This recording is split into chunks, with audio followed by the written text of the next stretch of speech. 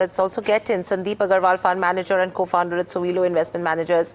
Sandip, welcome to the show and wishing you a happy new year in advance. My question to you is, taking this large deal that Coforge has done, what does this really mean? Because a very mixed view coming in from analysts as well when you talk about valuations. Some are of the opinion that they're really thinking in advance, to get onto the AI game. Would you be I know you can't recommend on stocks, but how would you advise investors in terms of what this deal means for the sector? Hi, good afternoon. Thanks for having me on the show and wish you a happy new year in advance. So my opinion is this, that, this size of acquisitions, whenever they have happened in history, it comes with a lot of things to go right from execution and, exit clauses of the management, incoming management, and many things have to go right, particularly when you are priced to perfection. So if you see the transaction going by the notes of the analyst, it is around close to 4 times sales, which is not cheap at all, because some of the large names in the R&D space, product engineering space in European region are trading at half that valuation. So when you're paying such a handsome price, obviously the company must have done very good due diligence and they must be confident. And given the track record of the management of Coforge, they are really, really good. So, we cannot cast any doubt on that part. But my view is that, now everything has to go right for this to sustain, because price has to be, price is very important determinant of how much return you can make. And here in this case, the price have been upfronted in the sense that it is at 4 times earnings and almost 20 times EV/EBITDA. So that is not very, very cheap. So everything has to go right for them to make money. Synergies has to flow in. I think, the way dividends and buybacks are getting into full tax paid brackets, the choices which are there are limited. And that's also one of the reasons which is there to choose between acquisition or to distribute the excess cash. And I think incrementally we are seeing this happening in the sector. And overall, when it comes to the IT space, are the valuations right now at the buy zone, or should one still wait and watch? So if you see the PE ratio wise, then, last 5 year historical PE, if you see, we are at the lowest point. So, that immediately suggests that you should buy all the tech stocks. Many of them are at historical low valuation, particularly the large cap ones. But if you go by PEG ratio, then you will see that they are insanely expensive.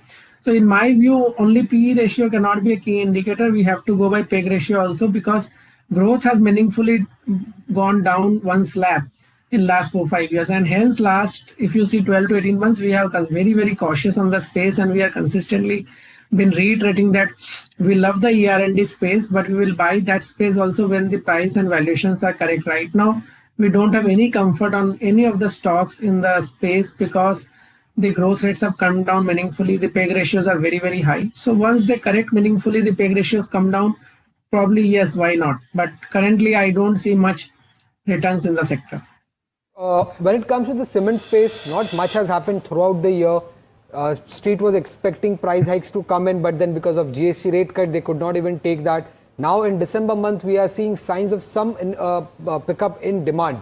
But do you think that the key trigger for the cement space would be still a price hike, or demand of pickup in demand would also be something that the street would start cheering, given the fact that the sector valuations are not that expensive, and yes, there could be more capex push coming in during the budget?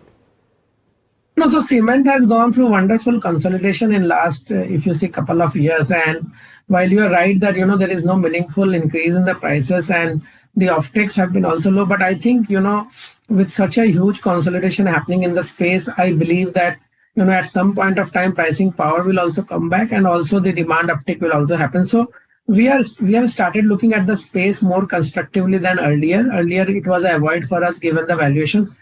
Now, with the valuations coming off and a substantial amount of time correction happening, we are very, very constructive on the sector, and we will see whenever, right opportunity comes in, we probably will add something to our portfolio. From cement, Sandip, anything on the infra and the capital goods space? This space has, you could say, underwrote, some valuation corrections have happened, but no major signs of, fundamental growth has happened. But Sandip, anything industrial or capital goods looking like?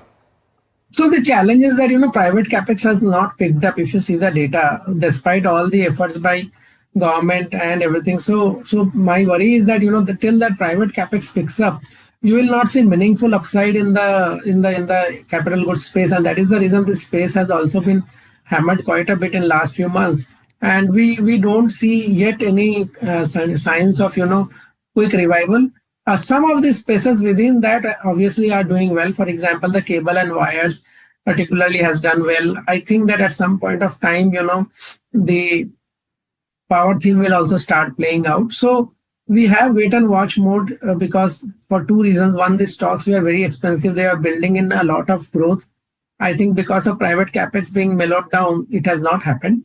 But yes, India is a long-term growth story. So obviously, these sectors, even if they don't do well for 6 to 12 months, they come back with a very, very strong comeback. And that is the time you have to position yourself if the valuations are comfortable.